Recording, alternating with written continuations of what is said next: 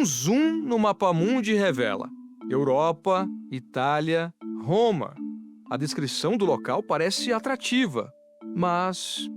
É aqui no presídio feminino de Rebibbia, em Roma, que Carla Zambelli está detida.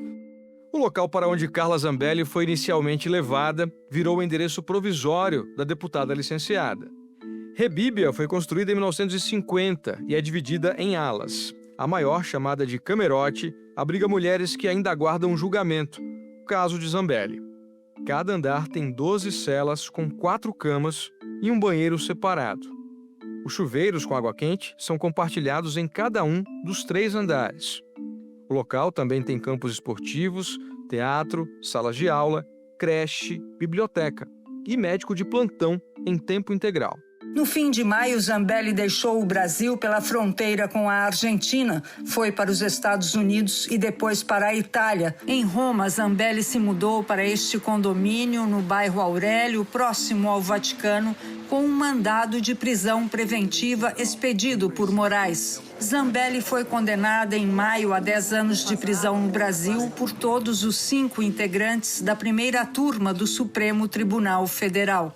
Com Zambelli considerada foragida, o Brasil já tomava as medidas necessárias para que ela fosse enviada de volta ao país. O Brasil já pediu a extradição de Zambelli para que ela cumpra no país a pena de 10 anos de prisão por ter invadido o sistema do Conselho Nacional de Justiça. Antes de ser presa, a deputada licenciada era considerada foragida e estava incluída na lista da Interpol. Presa no dia 29 de julho, a deputada alega que se entregou, mas a versão oficial é outra. O embaixador do Brasil na Itália, Renato Mosca, negou que Zambelli tenha se apresentado espontaneamente à polícia, como ela chegou a dizer nas redes sociais. Todas as informações que nós recebemos da polícia é de que a polícia recebeu a informação do endereço, se encaminhou ao local e a encontrou no local.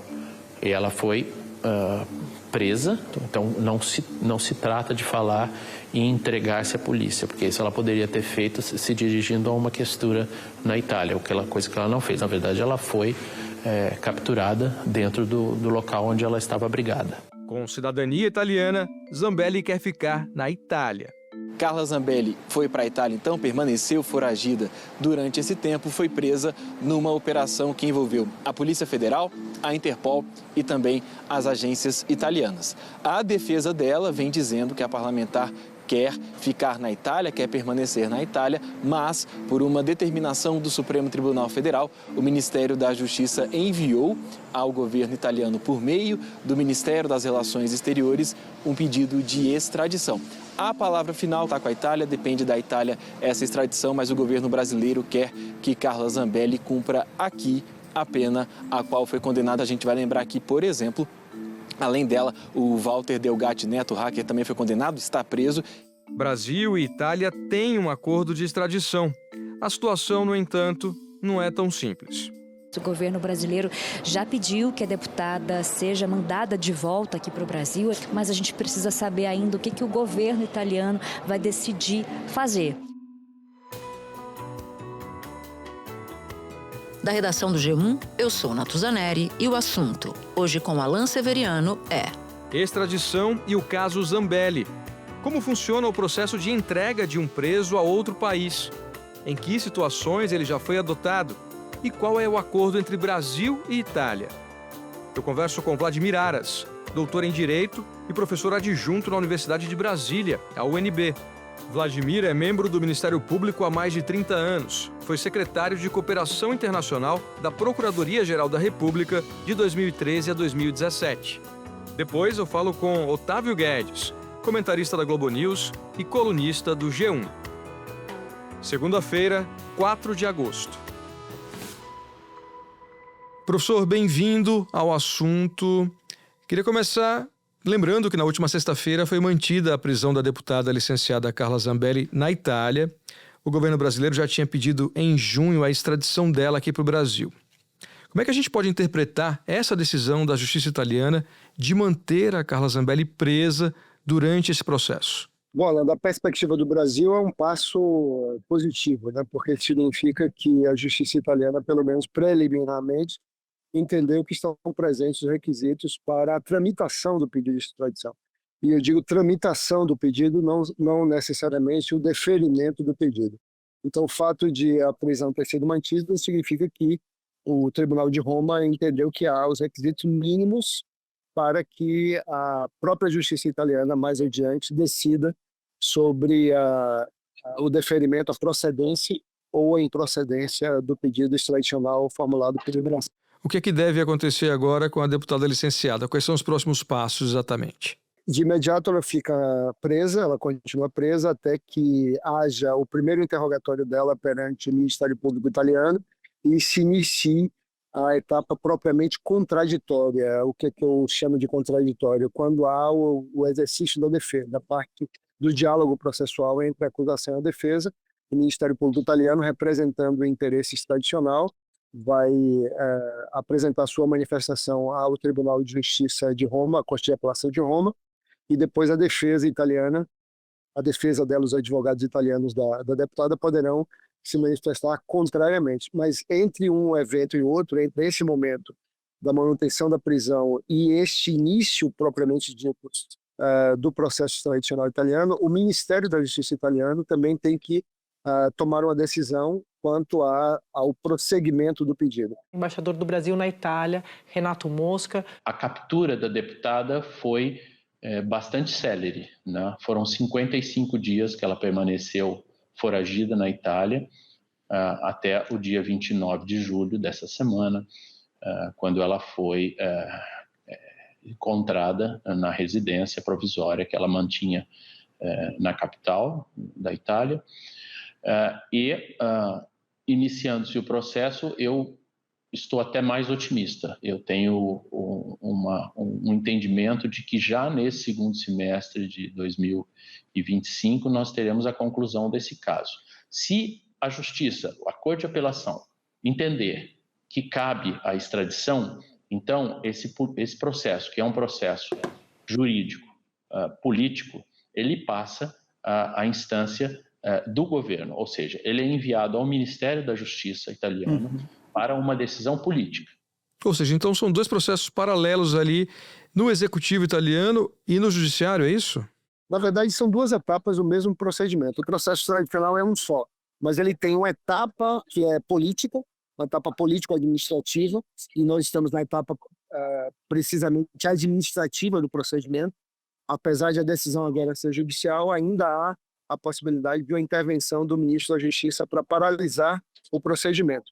Normalmente isso não acontece, cara. Normalmente os processos tradicionais eles seguem o seu fluxo natural, né? Mas eventualmente o ministro da Justiça pode tomar uma decisão contrária.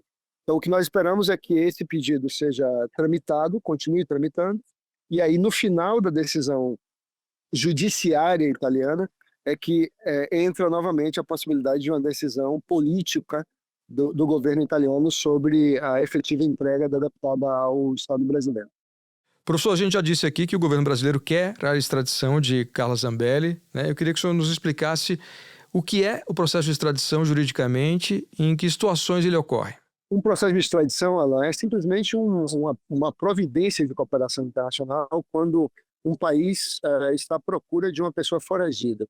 Então, quando um indivíduo, uma pessoa foragida que cometeu um crime aqui ou que foi condenada por infração penal na nossa jurisdição, o Estado brasileiro pode pedir internacionalmente a captura desse indivíduo e essa captura dependerá de autorizações da justiça do país onde essa pessoa se localize ou da autorização também do Poder Executivo. No processo tradicional, nós combinamos tanto uma parte judiciária, em que a justiça local decide, com base na lei local, se as condições estão previstas para a extradição, e em seguida vem uma parte político-administrativa, em que o governo do país decide se haverá a possibilidade, do ponto de vista político, de essa pessoa ser entregue. Então, procedimento para captura de pessoas foragidas, acusadas ou condenadas por crimes. Entre países, claro que tem esse acordo, né? Basicamente, os acordos de extradição, eles são são tratados internacionais bilaterais, de natureza bilateral, entre um país e outro. Há também a possibilidade de tratados multilaterais, regulando extradição, e, eventualmente, em países que seguem a tradição jurídica europeia, como é o caso do Brasil, que segue a tradição do continente europeu, é possível também extradição mesmo quando não há tratados. No caso da relação do Brasil com a Itália, esse problema não existe porque nós temos desde 1989 um tratado bilateral entre os dois países. O senhor citou aí os componentes administrativo e político. Quanto tempo pode levar um processo desse de extradição? Normalmente, Alan, na relação do Brasil com a Itália, os processos demoram em torno de um ano e meio. Um pouco mais e um pouco menos. Pela estimativa de casos anteriores, não é um prazo fixo na legislação italiana, mas pela experiência de casos anteriores, em torno de um ano e meio, é basicamente o tempo em que demora um pedido dessa natureza. A Carla Zambelli chegou a dizer que ela seria intocável na Itália porque ela tem cidadania italiana. Qual é o peso da nacionalidade num processo de extradição como esse? Eu já atuei num caso muito semelhante a esse, o caso de uma pessoa condenada no caso Mensalão, na ação penal 470. Foi o caso do réu Henrique Pisolato, que foi condenado e já cumpriu sua pena. Ele era um cidadão italiano, fugiu para a Itália em 2013, acabou preso na Itália em 2014 e, no final das contas, foi extraditado. A nacionalidade italiana não é um obstáculo, porque a extradição é possível na Itália, mesmo para cidadãos natos, desde que haja uma previsão no tratado, e o nosso tratado prevê essa possibilidade. O jurista Gustavo Sampaio explicou que a jurisprudência italiana permite a extradição quando a nacionalidade predominante é estrangeira. A nacionalidade de exercício real, a nacionalidade de vivência real, não for a italiana, for uma estrangeira, no caso ali a brasileira, que a Itália pode sim extraditar. Nós é que não podemos extraditar brasileiros natos. Extraditamos brasileiros naturalizados. No caso da Itália, a regra é mais ampla e, portanto, é possível que haja a extradição de cidadãos italianos para cá, como já aconteceu anteriormente. O senhor citou o caso famoso do Henrique Pisolato, né, em que o senhor atuou. Quais são as semelhanças que o senhor vê com a situação da Carla Zambelli agora? Tem pontos em comum? Muitos pontos em comum, Alan. Em 2015, a justiça italiana autorizou a extradição do ex-diretor de marketing do Banco do Brasil, Henrique Pizzolato, que também tem dupla cidadania. Ele havia fugido para a Itália depois de ser condenado no processo do Mensalão por corrupção, peculato e lavagem de dinheiro. Porque, primeiro, que a condenação foi do STF nos dois casos, né? No caso Pisolato, ele foi condenado pelo Supremo Tribunal Federal. No caso Zambelli, ela também foi condenada pelo Supremo. Ambos os réus sentenciados são cidadãos ítalo-brasileiros, com dupla nacionalidade. Então, as semelhanças são bastante significativas e ela imaginava, a deputada imaginava que o fato de ter a cidadania italiana poderia ser útil para protegê-la naquela jurisdição contra a extradição, que não é verdade, porque, como eu expliquei há pouco, a própria Constituição italiana, o artigo 26 da Constituição da Itália, autoriza a extradição de cidadãos italianos. Então, as semelhanças terminam aí, porque no primeiro caso houve uma condenação por corrupção, lavagem de dinheiro, e nesse episódio da deputada Carla Zambelli, nós temos uma condenação por crime informático, por invasão de dispositivos informáticos com alteração de dados dentro do sistema do CNJ. A deputada Carla Zambelli ela argumenta que sofre perseguição política aqui no Brasil, professor. Agora, na sua avaliação, qual é a chance de a extradição ser negada, por exemplo, por motivos políticos? Essa é uma ótima pergunta, Alan, porque em muitos casos de extradição, a alegação de perseguição política é presente. Independentemente de haver a possibilidade ou não de asilo político, que é outra coisa, no próprio processo extradicional, as pessoas extraditandas, né, aquele que responde ao processo de extradição, podem alegar questões políticas. E este argumento ele pode pesar no processo tradicional. E quem decide se há perseguição política ou não é a justiça brasileira, é a justiça do Estado requerido. No caso, o Estado requerido é a Itália. Então, será o judiciário italiano, primeiro o Tribunal de Justiça de Roma, Corte de Apelação, e em seguida a Corte de Cassação, também em Roma, que é um tribunal recursal parecido com o nosso SPJ. Esses tribunais é que decidirão, ao final, se há um conteúdo político na condenação da deputada. Na minha opinião, não, porque se trata de uma conduta objetivamente de invasão do sistema informático. A primeira-ministra da Itália, Giorgia Meloni, ela é uma política de direita, mas aparentemente ela tem uma boa relação até com o presidente Lula, já se encontraram algumas vezes. Esses fatores podem influenciar numa decisão? A primeira-ministra Meloni tem demonstrado bastante razoabilidade nas suas manifestações sobre política internacional. Eu tenho acompanhado um pouco a política italiana e tenho visto isso. Pode pesar, a decisão dela pode pesar no final das contas, porque, tal como acontece aqui no Brasil, também na Itália, a palavra final sobre o processo de extradição é do governo. Então, você vai lembrar lá do caso do Cesare Battisti, quando ali em 2010 o Supremo Tribunal Federal autorizou a extradição era um terrorista italiano, que foi condenado na Itália por 4 homicídios. O Supremo Tribunal Federal brasileiro autorizou que ele fosse extraditado. Mas o governo, na época, em 2010, que aliás era o presidente Lula, negou a entrega extradicional de Cesare Battisti com a decisão política. E ele ficou no território brasileiro por mais 9 anos, até que fugiu do nosso território e foi preso na Bolívia. O caso Cesare Battisti é totalmente extemporâneo. O caso Cesare Battisti está superado na Itália.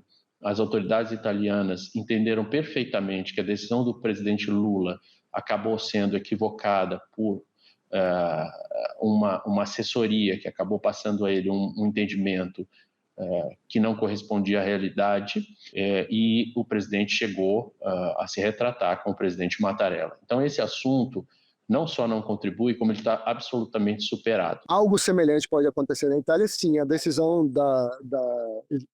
do governo italiano será soberana, do mesmo modo que foi a do Brasil no caso do Battisti, e aí, eventualmente, a primeira-ministra Meloni e o seu ministro da Justiça podem decidir que, apesar de haver uma autorização italiana, da Justiça italiana, a decisão política do governo pode ser favorável à deputada Carla Zambelli. Ou seja, no fim das contas, é a decisão política que prevalece. No final das contas, sempre em processo tradicional, é a decisão política que prevalece.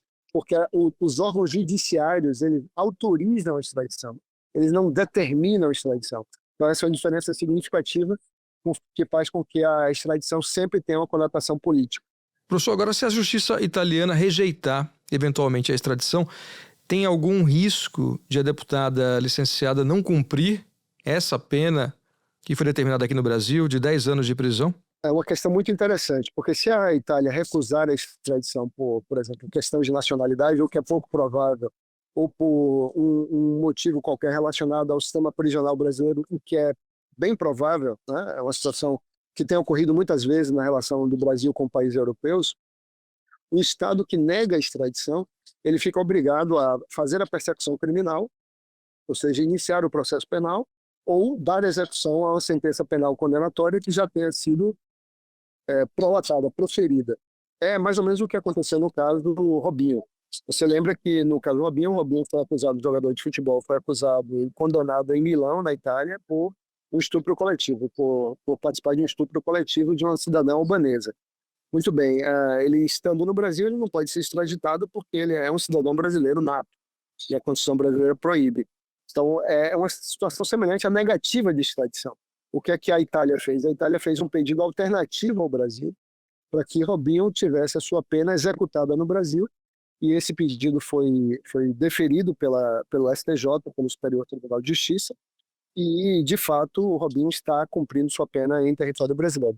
Então, no caso da deputada Zambelli, algo semelhante pode acontecer. Se a extradição for negada, ela pode ser eventualmente submetida à execução penal em território italiano, isto é, se o Brasil requerer que assim aconteça. Professor, muito obrigado aí por todos esses esclarecimentos legais, né, e como esse processo costuma se dar entre os países. Obrigado pela sua participação no assunto. Obrigado, Alain. Um abraço. Espera um pouquinho que eu já volto para falar com Otávio Guedes. Otávio Guedes, bem-vindo ao assunto. Queria te perguntar o seguinte: logo depois da prisão da Carla Zambelli, o presidente da Câmara, Hugo Motta, disse que a Câmara vai analisar a cassação do mandato dela, mas não a prisão. Queria começar então te ouvindo sobre isso. Qual a situação da Zambelli na Câmara hoje? Qual é o caminho até uma eventual perda de mandato? A Câmara ainda está indecisa em relação ao atual momento da crise. A primeira nota que o Hugo Motta deu sobre as sanções, porque essas histórias se misturam, foi muito tímida. Agora ele já emitiu uma segunda nota, fez uma segunda manifestação pública, dizendo que não haverá anistia. Ele traçou ali uma linha, olha, daqui não dá para passar. Fui conversar com fontes ali da cúpula da Câmara dos Deputados para medir a temperatura em relação ao PL da anistia. E o que eu ouvi é que esse assunto está enterrado, que não há qualquer chance de o projeto de lei da anistia prosperar nesse momento no Congresso Nacional, na Câmara dos Deputados. Até me fizeram uma metáfora dizendo o seguinte, que esse projeto ele já estava muito enfraquecido dentro do Legislativo, era como se as pessoas estivessem já segurando o caixão, segurando a alça do caixão dessa proposta, e agora ele foi enterrado de vez. Então foi o primeiro movimento dele para dizer o segundo, na verdade, né? O primeiro foi quando ele não colocou a anistia em votação, esse é o segundo, dizendo não, agora morreu mesmo esse assunto. Hoje, os ventos são desfavoráveis para Zambelli na Câmara, pelos motivos óbvios, porque o bolsonarismo largou a mão dela há muito tempo. Vários parlamentares dizendo que o caso dela não é um caso de subjetividade política. O fato é que ela foi condenada já, um trânsito em julgado. Então, até mesmo dentro do PL, estão apostando que Carla Zambelli já é carta fora do baralho. Apenas o líder do PL, Sóstenes Cavalcanti, que insiste em salvá-la. Inclusive, ele pediu a autoridades italianas um asilo político à deputada. Mas a situação na Câmara ainda é de bezerro não reconhecer vaca. Entendo. E aí, nesse caso, Otávio, qual seria o caminho até uma eventual perda de mandato? Quais são os próximos passos aí? A Câmara, há muito tempo, né, questão de decoro, não tem funcionado na Câmara. A Câmara está funcionando muito como um sindicato de deputados. Então, o sindicato ele não age contra o seu filiado. O presidente da Câmara, já há algum tempo, e não é só o Hugo Mota, tem sido o presidente desse sindicato, que trata os deputados como seus eleitores, né? E não pensa um pouco maior. Lógico que o presidente da Câmara enxerga os deputados, parte deles, como seus eleitores, mas tem que ter uma grandeza também de pensar no Brasil. Então, dentro dessa visão de sindicalismo legislativo, eles têm sido punidos por faltas, né? Tá preso, mas não vamos julgar. Vamos caçá-lo por faltas, porque na falta, pelo motivo, quando você é caçado por faltas, você não perde seus direitos políticos. Para a gente dar um contexto maior, a Zambelli ela entra na lista de deputados com mandatos ameaçados de cassação. Essa lista inclui aí o deputado do PL, Eduardo Bolsonaro, que está lá nos Estados Unidos, né? Mesmo depois aí do fim do prazo da licença que ele pediu. Tem o André Janones, também do Avante de Minas, o Glauber Braga, do PSOL do Rio, que estão nessa lista, por motivos os mais variados. Na sua avaliação, como é que essa fila vai andar a partir de agora, ou ela vai ficar parada? Pelo que a gente conhece da Câmara, vai ficar parado, porque é 2 para lá, 2 para cá, né? Janones e Glauber, e Eduardo e Zambelli. Então, pode haver uma negociação, mas eu repito, a Câmara está funcionando como um sindicato de deputados. Ela deixou de funcionar como a Câmara de Deputados, que tinha comissão de ética, que cortava na carne com medo da opinião pública. Hoje, esse medo é de rede social. Os deputados estão agindo pautados pelo medo de rede social. Então, mudou o foco. Eles têm medo de apanhar. E quem consegue pautar a rede social com mais rapidez e eficiência, até hoje é a extrema-direita. Então, por isso que há uma inação. Esse é o medo deles. Agora, diante do que você disse, né, de que políticos bolsonaristas largaram a mão da deputada Carla Zambelli, você acredita que esses outros casos que correm na Câmara podem ofuscar, inclusive, a própria defesa da Zambelli? São casos muito distintos. O Glauber, ele foi uma voz que incomodou o sindicato dos deputados por conta do orçamento, de ser crítico ao orçamento secreto. O Janones ofendeu o Nicolas, mas, por outro lado, o Nicolas botou peruca e ofendeu também uma grande parcela, uma minoria. Hoje, eu me sinto mulher deputada Nicole. E eu tenho algo muito interessante aqui para poder falar. As mulheres estão perdendo o seu espaço para homens que se sentem mulheres. Então, são dois pesos e duas medidas. É porque o Janone estava indo com camiseta Congresso Inimigo do Povo. Então, é muito difícil você enxergar onde está o espírito de corpo desse sindicato e onde está uma preocupação com a imagem da Câmara, né? Uma preocupação com a opinião pública. Repito, o que eles têm medo hoje é de rede social. Pois é, lembrando até o próprio papel dos deputados, né, Otávio? Os deputados são legisladores, são pagos pela sociedade, né? Por nós, pelos contribuintes, para elaborar as leis. O que é a insistência de uma parlamentar, né, no caso da Carla Zambelli, em evitar essa volta para o Brasil, diz sobre o respeito às instituições, à própria legislação do país. A maior ofensa é a Zambelli se dizer perseguida política. O advogado de defesa, Ângelo Sammarco, entrou com um pedido de libertação alegando más condições de saúde, que será analisado na metade de agosto. Sammarco disse que Zambelli se declarou inocente e perseguida política e que não quer ser extraditada para o Brasil. Perseguido político, ele pressupõe um ato revestido de muita coragem, porque está desafiando uma ditadura, né?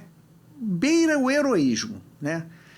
O que a Zambelli fez não tem nada de coragem, não tem nada de heróico. Ela contratou um hacker e este hacker, com ela, segundo o hacker mandado por ela, entrou no sistema do Conselho Nacional de Justiça e fraudou um mandado de prisão contra o Alexandre de Moraes, que termina da seguinte forma: intime-se e faz o L, que se começa com a seguinte frase: eu, Deus Supremo de todo o universo, Alexandre de Moraes. O nome disso é molecagem criminosa. Não estou aqui diminuindo, porque há crimes graves aí, como a falsidade ideológica, tudo. Você invadir um banco de dados da Justiça brasileira que prende e solta pessoas da cadeia é muito grave. Mas é revestido, essa coisa que ela fez, não tem nada de ato político, de coragem. É uma molecagem criminosa. O que a Zambelli fez foi tocar a campainha do STF e correr. Diante de tudo isso que você disse, qual a tua análise sobre o futuro político da Carla Zambelli? Como é que a prisão dela lá na Itália afeta a direita nesse momento, né, nesse contexto que a gente tem visto? Alain, eu divido hoje a direita em dois blocos, né? Tanto a direita democrática, que não tem coragem aí, por medo das redes sociais também, de se descolar da direita golpista. Acho que isso está começando a acontecer, né? Vai haver esse descolamento com a ultradireita e vai surgir uma direita sensata. Quando eu digo sensata, eu divido hoje a direita em dois blocos. A que passou no teste psicotécnico e a que não passou. A ultradireita, esses bolsonaristas, estão, para mim, no bloco da direita que não passou no teste psicotécnico, não desenha aquele chão embaixo da casinha, porque é um bando de maluco tramando contra o país. E essa outra direita é a direita, por exemplo, da Tereza Cristina, do Esperidião Amin, que vão negociar contra as sanções. Aliás, nessa comissão de alto nível do Senado, você viu algum maluco com celular fazendo, olha aqui, histriônico, fazendo gracinha, fazendo corte para a internet? Não viu, porque na hora H o que vale é a política. É aquele político de terno, aquela política ali discreta, de fala mansa, tudo que é antipolítica dessa direita que não passou no psicotécnico demoniza. Então, essa para mim é uma grande lição. Na hora H, num país que sempre cultiva antipolítica, no momento de crise, o que você precisa é desses políticos e não desses da bancada de celular, que trabalha mais para a rede social, mais para ter like, mais para a audiência do que para o país. Otávio Guedes, obrigado pela sua participação aqui no assunto, meu caro. Obrigado. Valeu. Até a próxima. Este foi o Assunto, podcast diário disponível no G1, no YouTube ou na sua plataforma de áudio preferida. Agradeço muito mais essa temporada aqui com a equipe fantástica do Assunto. Mônica Mariotti, Amanda Polato, Sara Rezende, Luiz Felipe Silva, Thiago Kazuroski e Carlos Catelan. Eu sou Alan Severiano e fico por aqui. Até a próxima oportunidade.